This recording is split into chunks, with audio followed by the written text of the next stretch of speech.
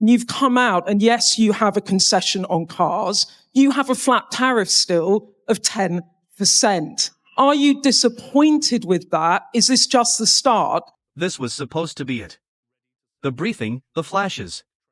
The Prime Minister stood firm, prepared to project the image of a groundbreaking trade pact. He appeared assured, refined, and nearly exultant. Yet then, Beth Rigby posed a question. And within seconds, the facade fractured. What came next wasn't a media showcase.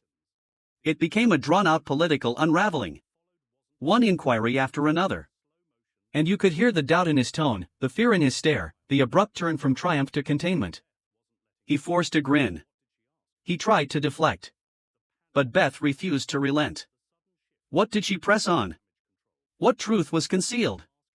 And how did the leader who vowed sweeping reform end up defending a 10% duty as though it were a prize? Is he disguising his humiliation while still yielding to Trump? Back in February, when you did a press conference with Donald Trump in the White House, he said, we could end up with a real trade deal where tariffs wouldn't be necessary. We'll see. Those were Donald Trump's. Trump, the figure Starmer silently despises, showed more faith in Britain's trade promise than Britain's own leader. And Beth caught it. She doesn't pose him a query. She lands a blow. His pact is finished before it begins, and she carries proof. Trump pledged nothing. Starmer returned with 10% and labeled it advancement. You could sense the pride collapsing. It was staged for national embarrassment, and Starmer. And to those voters last week in the local elections that gave you the worst ever vote share you've had in a set of elections as a Labour Party, what's your message? This wasn't merely a query from Beth Rigby. This was a public dissection, a political postmortem broadcast live, and the body on display was the Labour Party's spirit, cold, rigid, and unrecognizable. Labour didn't just stumble, it flatlined, not a slip, not an accident. This was a total implosion, a national verdict of no confidence etched in bold scarlet ink across every ballot like an epitaph, a gravestone for Starmer's pledges, a requiem for whatever fresh path he claimed to embody. And Starmer? He stood there like a man watching his home consumed by fire, not reaching for water, but applauding the blaze. Thank you. Well, my message to them is that we absolutely get the message that they sent last. No, Keir, you don't. Because if you truly grasped the anger running through those outcomes, you wouldn't be standing there grinning like you just cut a ribbon at a playground.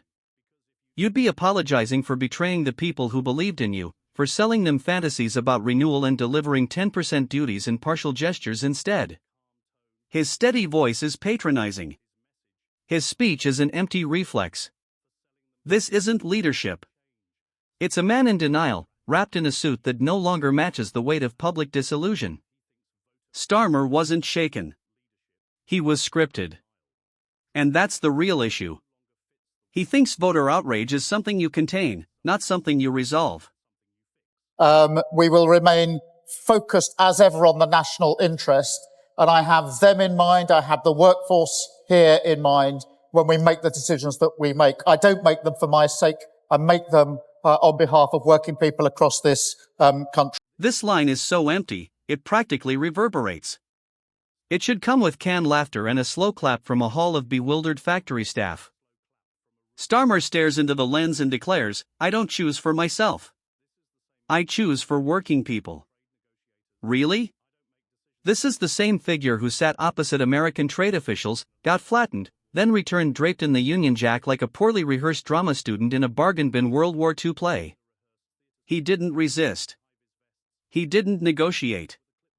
He didn't lead. He surrendered. And now he wants to strut through factory floors, posing in high-vis jackets, pretending he's Churchill with a clipboard? The very workers he claims to champion? They're not receiving policy. They're receiving staged photos and empty pledges. He speaks of guarding their interests. But every crucial choice, from trade to tariffs to industrial strength, proves the complete reverse. He doesn't decide for himself because he's too afraid to make any meaningful ones at all. When pressure rises, he doesn't lead. He hides, cloaked in symbols, ringed by aides, praying the costume of authority will disguise the absence of bravery. Before we continue, tell us, are you enjoying the video? If yes, please like and share this video and subscribe to our channel for more exclusive updates on the seismic shifts happening in British politics. And in relation to this deal, yes, we would like to go further in relation to tariffs, but I think it's really important that we've been able to get this deal over the line now, because in that way we've been able to protect and save and enhance jobs right here, right now. And that reduction from 27.5% down to 10% makes a huge difference to firms like JLR and the decisions they have to make about the future. Let's not dress it up. This is Starmer admitting he failed and then coding it in business-friendly jargon, hoping reporters won't catch on. A 10% duty on British cars isn't a stepping stone. It's not a tactical compromise. It's a surrender disguised as progress, a loss delivered with a press release and a grin. And the example he decides to showcase? Jaguar Land Rover, a British emblem already struggling to survive in a ruthless global market, a firm that needed zero duties to compete with EU and Asian challengers. Now, under this so-called agreement, JLR will be burdened with a 10% surcharge on every model shipped to the US. And Starmer dares to insist this secures employment. How? By making British production costlier and less appealing to investors? By handing German and Korean manufacturers an advantage while waving a small flag beside a collapsing plant? This isn't an economic blueprint. This is political first aid in a PR war trying to resuscitate a corpse of credibility with hollow slogans and nervous hand gestures. If this is what Starmer calls a victory, one can only wonder what defeat would resemble. But for the workers in Birmingham and beyond, they won't need to imagine it. They'll be enduring it. Decisions that I want them to make about the future. Steel and aluminium obviously been in the news hugely in recent weeks, to get that down to 0% as well. Let's break down the trick here. Yes, zero tariffs, but what about zero safeguards? You cut the tax, but you left the gate wide open. Now low-cost foreign steel can pour into the UK market. And who pays the price? British steelworkers, Port Talbot, Scunthorpe, Redcar, real towns, real livelihoods. And Starmer? He's too busy congratulating himself for gutting protections like a loyal little neo. Pharmaceuticals is one of the most important sectors in our economy, and therefore there's nothing to get down at the moment because there isn't a tariff, but if there should be, to already have got into a position of significantly preferential. He openly concedes there are no tariffs on pharmaceuticals, nothing to remove, nothing to bargain, nothing to gain. And yet somehow we're still expected to cheer. We're supposed to pretend this is a breakthrough, a tactical triumph, a masterstroke of statesmanship. But let's be real, this isn't policy, it's theater. When you've got nothing tangible to present, you grab the nearest industry with a polished image, and you drop the word preferential. That's all this is. No fresh capital, no regulatory shifts, just smoke and mirrors and Starmer beaming like he's reinvented trade. This is what you say when you've run out of substance but still crave a soundbite for the 6 o'clock news. It's filler, it's fluff, it's Starmer. So I measure this by the reactions of those that are most affected by the tariffs, which is the workforce here, it's those in pharmaceuticals, those that are working in steel and aluminium. Which workforce exactly? Name one. This is Starmer's sleight of hand. He invokes working people as a shield to deflect genuine scrutiny. If anyone challenges the deal, he pretends you're attacking some nameless factory worker he never even asked. But here's the reality. No factory hand is celebrating a 10% duty. No steel plant is cheering for a surge of American imports. He is manufacturing consensus and doing it poorly. But look, there's a huge ambition here. There's a lot in the deal about tech. We are two of the leading economies on tech. There's a huge amount we can do on tech as well. So we want to go further, in those areas and on tech. When everything else fails, drop the word tech and hope it sounds clever. But trade agreements aren't about buzzwords. They're about real conditions. This isn't Silicon Valley. It's Sunderland. It's South Wales. It's Sheffield. There's no digital safety net for the millions whose livelihoods just got undercut.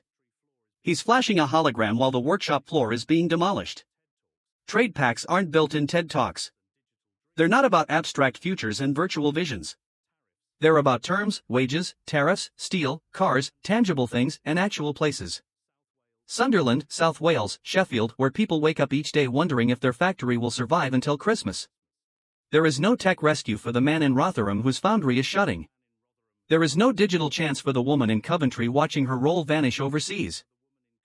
Keeping our red lines absolutely in place on SBS and on food standards and agricultural standards, because that matters so much to us here. That's the hill Keir Starmer chose to die on.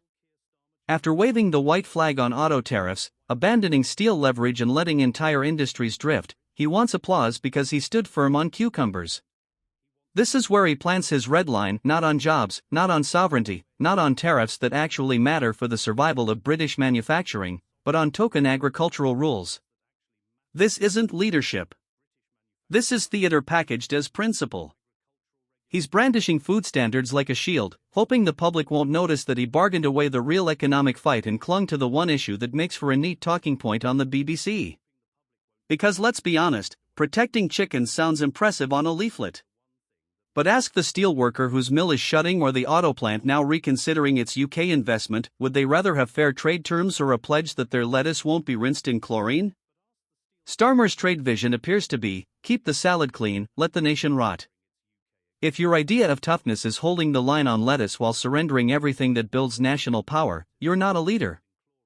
You're a coward hiding behind salad leaves, hoping no one notices the factory lights going dark behind you. What do you think? If a 10% tariff is his version of success, what does failure even look like under his leadership? Tell us in the comments. If this is how he manages power, how reckless would it be to hand him more? Do you want to see more videos like this? If yes, please like and share, and subscribe for updates on British politics and the events reshaping it. Until next time, stay tuned.